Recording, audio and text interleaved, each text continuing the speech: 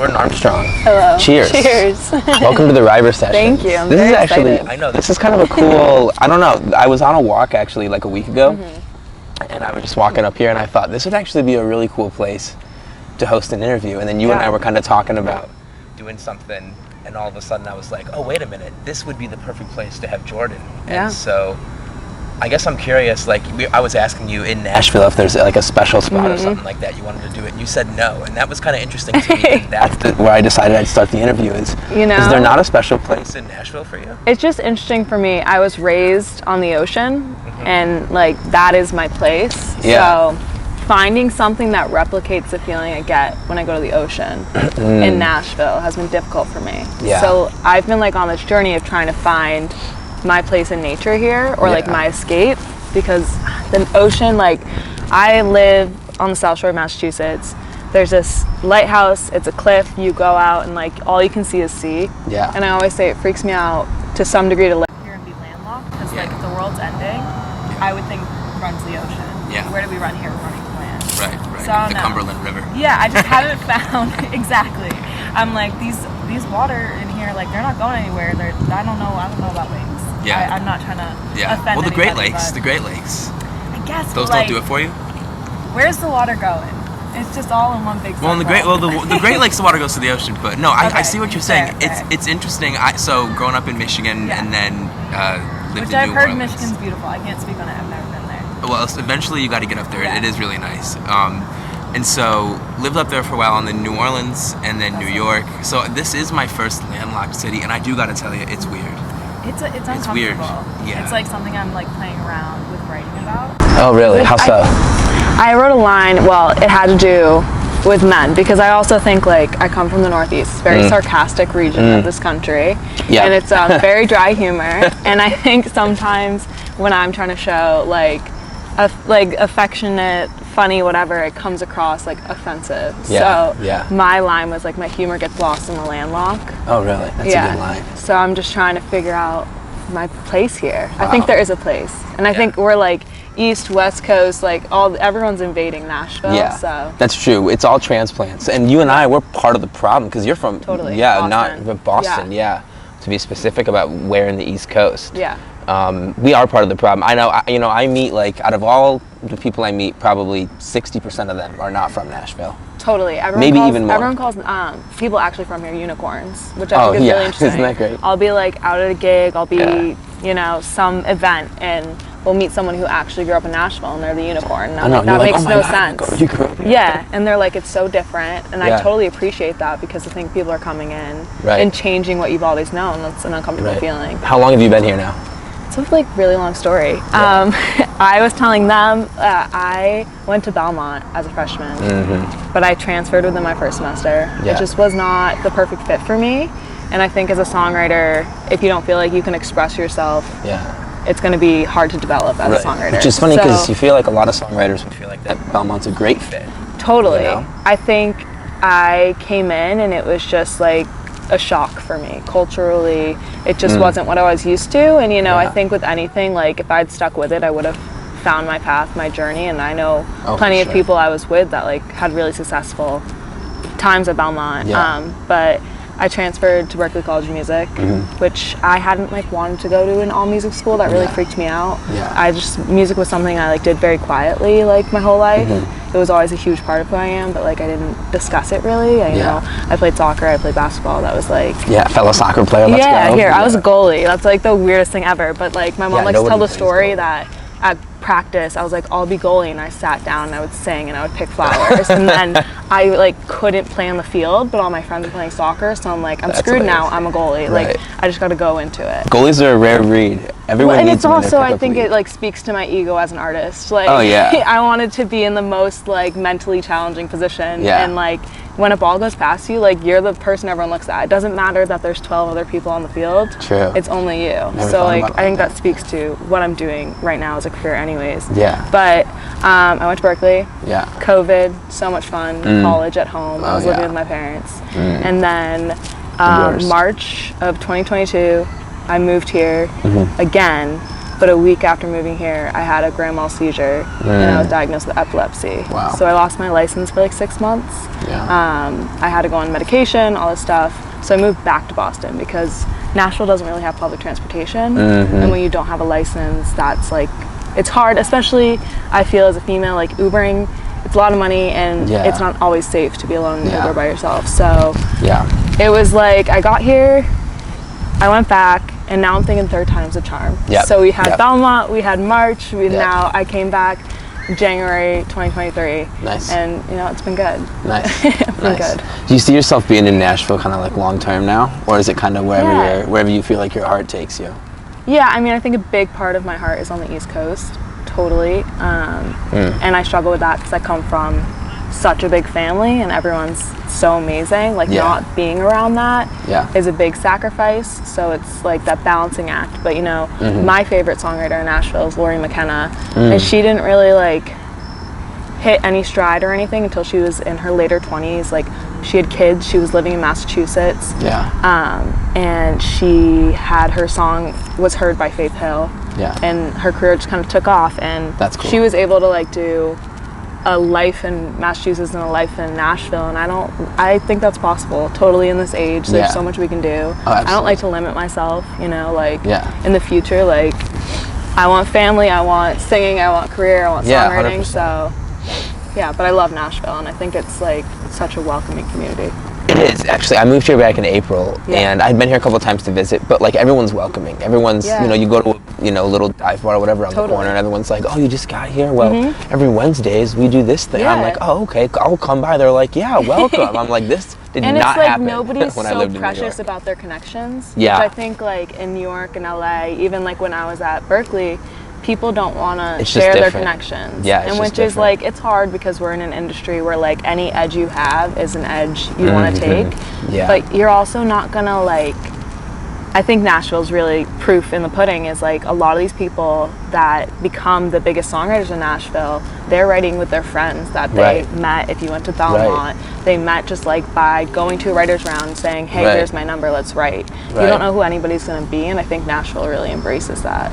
So it's been nice. I feel like everyone's opening doors and not closing them. So true. I guess let's talk a little bit about songwriting. When did it start for you? And when you were songwriting, you know, when you first started, did you really want to be an artist? Did you want to do all the big shows, or was it more just about like I wanted to write songs and whoever sung them?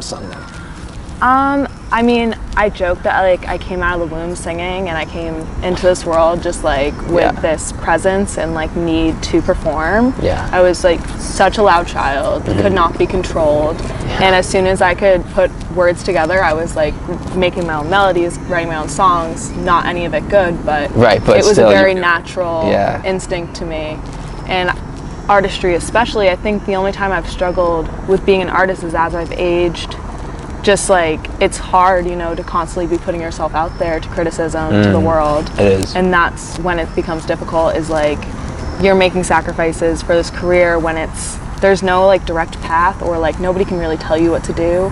You just keep your head down and you hope that like your luck strikes at some point. 100%. So it is a weird path. I've always wanted to be a artist. Songwriting, I think, you know, as I was like in middle school, like learning about Laurel Canyon and like watching all these documentaries about like the Eagles and Linda Ronstadt and like all these people, it changed my life. I was like, oh, you can make a career out of like simply just songwriting, and I think that is so unbelievably cool, and I want to do both, and I don't again think I have to choose.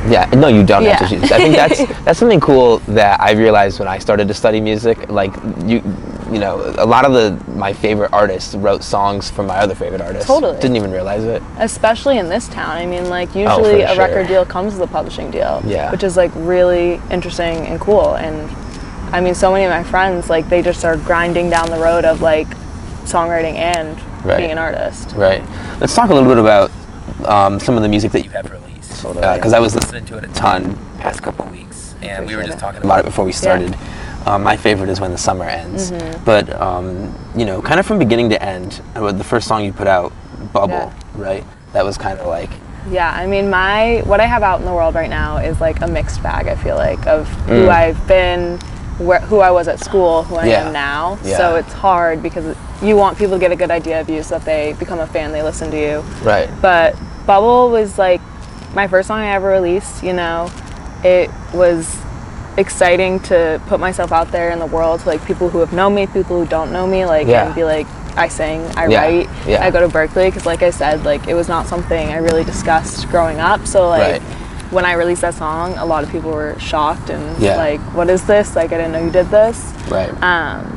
But it's a great song. I think it's a great starting off point for who I am, and you know, discussing things like anxiety and this bubble I always had myself in growing up. You know, I lived in a very like suburban town with all the stereotypes. Yeah, and for sure. That was what that song was about. And then, where were you when you wrote it?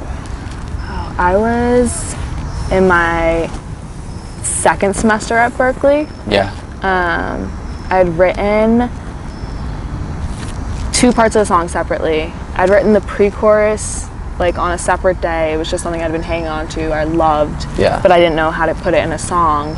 And there's these practice rooms in Berkeley, and I didn't live near campus, so I would have classes like from 9 to 10, and then I would have a break from like 10 to 12, and I didn't really have anywhere to go, and I didn't want to go like waste my money in a coffee shop. Right. So I would like hole up in a practice room, and that's where a lot of my writing was done at Berkeley. And especially it was interesting, like I'm not a piano player, but at Berkeley you have to learn how to play piano. Do they really make you? Yeah, so it's especially in the songwriting major, you have to do basic guitar, basic piano, which is great because it helps you. But what's really great about playing on an instrument that you're not really familiar with is there's not many rules. So for sure. Bubble was like, the beginning of that song was the way, like the dun dun dun, like that was how I was playing it in the practice room. Because I had like, I couldn't really do much outside of just like banging the chords out. But that's where it was born. And it's really catchy. It's like, it gives me, I cannot put my like finger on the name of the song I'm thinking of, but the little intro part reminds me of the beginning of a song that I really like. I just can't. I'll think of it in like a week. It's so funny. My most recent sounds good. My most recent single, Convenience Store, which is like me veering into pop country, but my producer Henry, he was like, I want the intro to be like this, and I'm like, we can't really do that because that's the intro to Bubble, and it's very memorable and like. That's reserved. We can't. No more. All right. So the next one, Even If, that came out next in 2022. So a little bit of a break there because it looks like Bubble 2019, then 3 years later. What happened? What happened in between?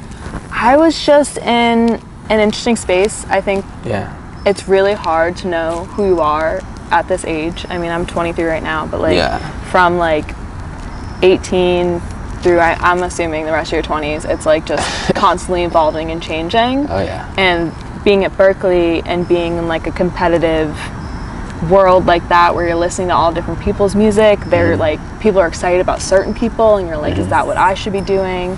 So I think a lot of it was me figuring out who I was. And that I didn't want to release anything. I was just getting constantly like holed up in certain things.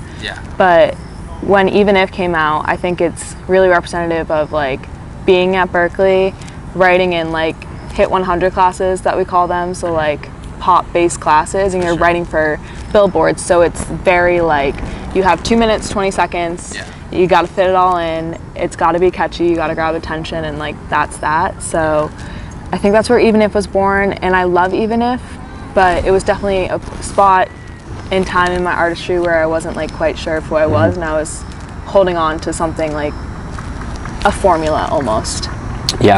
You said a minute ago like you were kind of trying to figure out who you are, and it is tough at this age, and it totally is. Your 20s, your whole 20s. I feel like that's just part of the process, right? Totally. What things did you do to try to figure out who you are, even if you did them by accident? What are some things that you think helped you figure it out?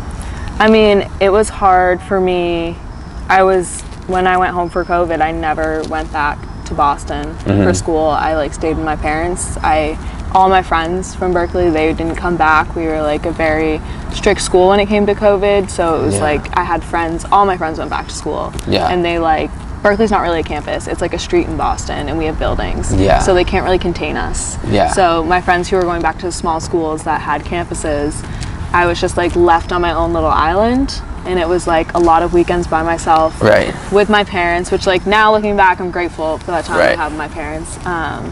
But I think it really, I think we all are for that, in a Yeah, weird way. I remember totally. thinking back, like, oh, this is just going to be like a week, like Yeah. it's going to be a vacation. You know, Yeah. my family was going through like a bottle of wine every other oh, night. for It sure, was like, for sure. I mean, like, it turned I'm into the months then. youngest, and my siblings came home, and it was like we were never supposed to live together ever again. Yeah, So like right. to have that, like you're in your childhood home with your parents, and you're For like that long. adults, Yeah, for and you're that drinking a pitcher of margaritas Right. because we had to like spice up the night somehow. right, right. But we watched, like, my family got really into like Queer Eye and like Yeah. certain shows we all just like Yeah. attached to. But Yeah, I think that just That was a pressured wild me to figure it out.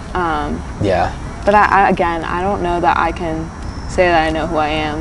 You Yeah, know, that's I fair. know things that I am like that are very important to me. But Right.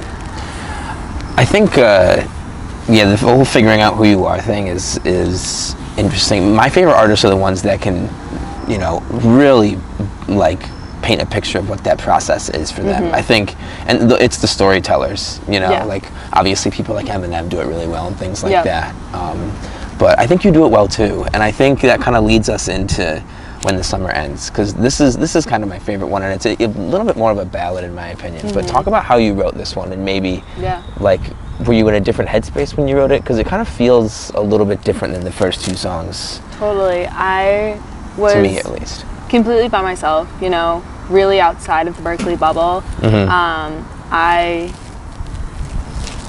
had graduated. I did school in 3 years. Like I doubled up on credits in that COVID era. So I was graduated. Were you just ready to get out? Were you just done? You know, college expensive. Yeah. I was with my parents. I was Yeah. like, I've got to, especially in the music industry, you always feel like you're aging at like a faster rate. Yeah, that because, is you so know, true. Because everything's getting younger all yes, the time. totally. You know? And you're competing against, or you feel as though you're competing against these people. Yeah. So you just like, I just wanted to be in the industry. Right. How do you Which- compete with Olivia Rodrigo? You know, don't. She, right, You don't. It's like, It's just like she is her own entity, and I think Right. that's important as artists, like to know you'll find your crowd.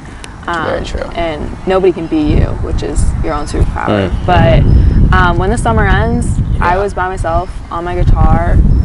was the summer actually ending? Did you write it at like the end of the summer? Okay. Yeah. So I had been in a relationship where we were together in the summer, then it would get fuzzy in the school time. Yep. But he would come home and we'd be together when he was home. Yeah. And I was like, it's just this cycle, and I thought I was the only one in this cycle, but like, I'm not. So many people do this. You're not alone. So it was like, this is like, I'm on this high of summer, and I Yeah. also think it's really interesting. It was the first time in my life I wasn't going back to school in September, Yeah. so I'd always felt like a beginning of the year Isn't was that September. a weird feeling? But it's not. Yeah, it's a weird January. feeling. Yeah, it's a weird feeling. But that was my like consciousness of being like, okay, so this isn't really like a new year for me. Like I'm not right. going to school. It's just like a new period in life, and Yeah. so it's just discussing that relationship and just like my overall relationship with like time and months. Yeah. Yeah. Yeah, that's crazy. What do you think? I guess this is a really open-ended question, so I'll be interested to see how you answer it. What's your relationship like with time? Like when you're putting music together, do you need deadlines, or do you like it to be free-flowing, and then when the music just comes to you, it's like, okay, time to put out a single, or does it need to be more structured? Time is the most stressful thing ever. Yeah. I You can say that was again. never the kid who thrived on structure, Mm. but as I've become an adult, I love structure. I have to. I have to have it. And it's Absolutely just have the to have it. craziest thing, because as a kid it was like, whatever, like Right. you're not really focusing on it, and like I was lucky enough to. It didn't matter. Yeah, Like you structure were- was built yeah. for you. Totally, you know? and Yeah. you were just going to school, like Right. you had structure. Right. So when you like come out of it and you're in a career as an artist and there's no structure, it's just you figuring it out, like that gives me so much anxiety, and it stresses me out, and it's Yep. especially stressful when people are releasing so much content these days. Oh my God. need And to then stay you on feel top like of it. you need to release as much and you as miss them. one day on Instagram and you could Yeah. lose 100 followers. Like It's- so yeah, crazy the 100%. way this industry is functioning. but especially with music, because it takes so much time and people don't realize that. You gotta write a song, you gotta record a demo, then you gotta get it actually produced, you gotta get it mixed, you gotta get it mastered, you gotta put it through distributors. And it's just so many steps, and everyone will constantly be like, when is more music coming? When is this? When is that? And as someone who, I'm not a producer, I have to go and like source those things for myself. And especially now moving into a different genre, like most of the producers I've used in the past are pop specific, and they're not ready or wanting to be anywhere near country. So I have to go and find those people. Even here in Nashville? I'm finding more as I'm here. Okay, good. But it's just, you also want the right producer on your song. For sure. People can turn you into what they want you to be. And that's something that's been really hard for me, because I need to be like more vocal about what I want, rather than being like, thank you, you know? Why is that so difficult to be vocal about like what you want, especially as like, you know, as things are becoming more independent for artists these days? Like, where do you think the pressure comes from? I personally, I mean, I'm the youngest kid. I'm a people pleaser. I just like want everything to go smoothly. I hate offending people, but it's not about that. You're not being rude. It's like advocating for yourself so that you get the best product. And you also want, when you're spending so much time and money into even just a single song, you need it to reflect you. Because like I said, like my Spotify, my Apple Music, it's such a range of who I am that like when people see me perform live, it's so different. And like, how do I get who I am live to translate into my fully produced music? Because I think there should be some streamline between the two. Yeah, for sure. I want to talk about your live show real quick, and then we got to talk about Convenience Store. So that's how we met, obviously, when you performed at the Basement, which is quickly becoming one of my favorite venues. Talk about what it's like to perform live here in Nashville, the type of music that you write, which obviously plays to the, you know, the audiences here. Totally. And kind of talk about, you know, also like, first of all, your favorite venue to play here and why it's your favorite also, because I need more venue recommendations. Yeah, I mean, I haven't played too many venues, honestly. I've been getting my footing here, and a lot of shows, you know, what's great about Nashville, it's a lot about like knowing people, and that'll get you through a lot of doors. My management is like in New York City, so like Nashville's a whole new wheelhouse for both of me and my manager. For sure. So the Basement has honestly been my favorite. The New Faces Night is great, and everyone is so kind and so wanting to know you and wanting to work with you, and that's like, that's even more like, even if someone doesn't invite you back, just meeting people is so great. You know, my favorite part about that night is actually the crowd, because they go to hear every different type of genre you can hear. Oh my gosh, it was such a range. Isn't that the cool? Like you played, and then right after you played, I think it was like this super intense punk band. So intense. Like I had to bring earphones. Like it was so loud. I'm like, but people are here for that. That's what they want to see. You know? And I think that's like the best thing about the music industry is that people have different taste. So, you know, there's so many people that don't like me, and that's so fine, because there's people that will like me. But it's getting to those people, and that's really hard these days when you're relying on things like TikTok and Instagram Reels and Spotify and being playlisted to get you out to those people. But it's good to be a kid. But the Basement is amazing, and you'll always find good people there. There's great rounds, I think. I don't know personally, but I feel as though they've changed a little bit with social media being a presence. I don't think there's as much of a presence of industry people at rounds, or at least I don't feel that way with the ones I go to for my friends, for myself. So it's definitely interesting to watch as the industry adjusts to like social media. For sure. Convenience Store, because this is the most recent song. I'm curious about, you know, what mindset you were in when you wrote this, what inspired this one, where did this song come from? So Convenience Store. Because it sounds like it's got a lot of intent in it. There's a lot of intentionality in this one. It was something I wrote with my friend Brianna Nelson when I came back to Nashville, oh my gosh, August 2022. I came for a week just to do writing. I played a show. My manager came with me. We took some meetings. And it was good because I had been in Boston at that point when I had moved back after I could break my lease. And when I was in Boston, you know, I had a relationship end that was like a very long relationship. And it was like finding my groove in life again without having that big presence of a person. And for me, it was like, do I tell people I have epilepsy? Like, you have to when you're starting a new job, you know, let people know you have seizures. Right. And it's just a very interesting dynamic in life Yeah. because I had this whole identity my whole life, and now I'm adding to it in so many different ways. Like, losing a big presence of a person in my life, having this new medical part of my life. Adding to it permanently. Like, you know, it's with you forever now. Yeah, totally. Yeah. I mean, thankfully, like with medication, it's controlled and it's, you know, it's a part of me, but it's like made me stronger in many ways. But I lived in Boston that summer instead of living with my parents because in Boston I had the T, which is our subway system, and I could walk to most places I needed to be, and therefore I could like have a job and you know, have a life.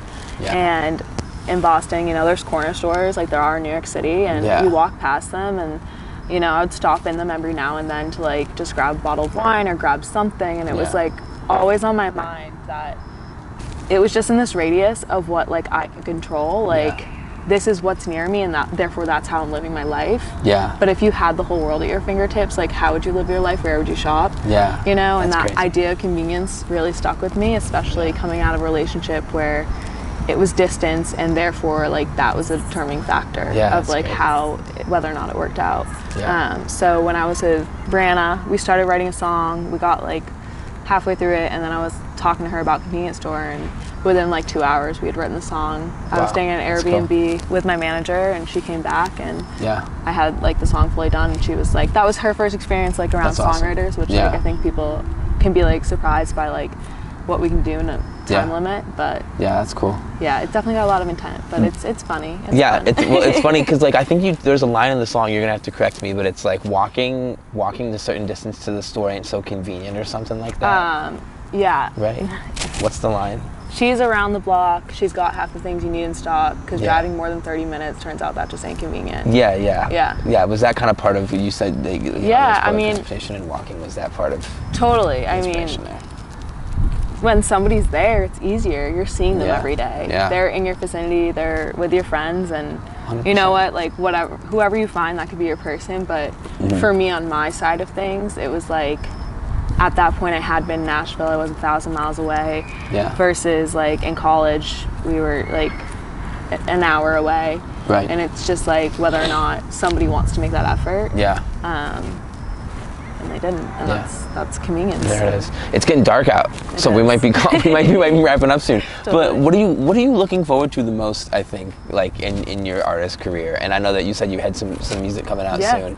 So what are you like most looking forward to on the horizon here? On the horizon here, I'm looking forward to putting out music that really speaks to who I am currently, who I've always been. I think there's been so much influence in like my past music that I'm excited for people to hear my voice in a way that feels like very true to who I am and me, and how I've always heard and perceived myself, and getting the confidence and voice in a room to stick up for myself in my music. It's going to be a lot more pop country, you know. I like to say like somewhere in between Casey and Marin. A little bit. I've heard like Shania before. I don't know that I want to be a pop star, but she's the best thing ever, so fair enough. I'll Shania's take it. Great. I love it. But yeah, there's a song, High Note. It'll be coming out in the next few months. There's not a set date, but it's in the works, and there'll be plenty of more of, you know, storytelling, which is why I'm in Nashville, because you can still tell stories. I love that. Well, Jordan, thanks for joining us. Thanks Appreciate for it me. on the Reiber sessions, and until next time, I'm sure we'll be talking again, hopefully. Yes, totally. Next time you put an album out, please come back. Yeah, for sure.